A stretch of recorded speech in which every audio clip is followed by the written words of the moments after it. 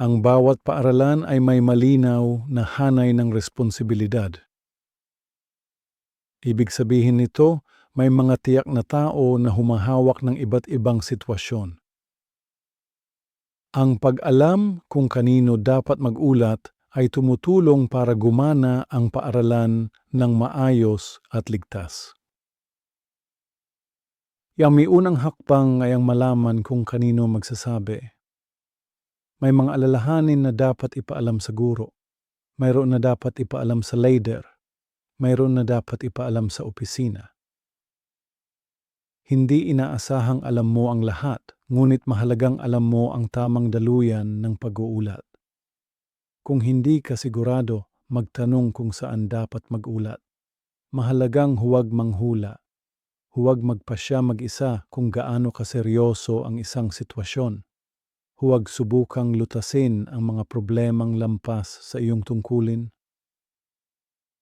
Ang paghuhula ay maaaring magdulot ng pagkakamali. Kapag ang isang sitwasyon ay mukhang mahalaga o agarang kailangan ng aksyon, mag-escalate agad. Ibahagi ka agad ang alalahanin, huwag maghintay.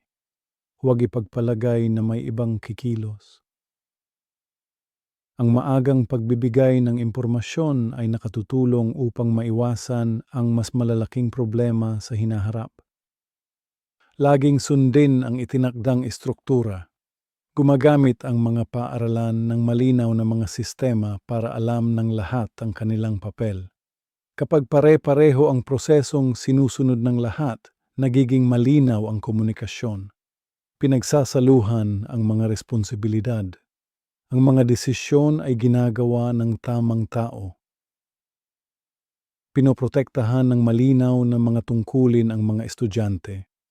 Pinoprotektahan din nito ang mga kawani. At pinoprotektahan ang paaralan. Kapag alam mo kung kanino mag-uulat at sinusunod mo ang istruktura, mas maayos na tumatakbo ang lahat.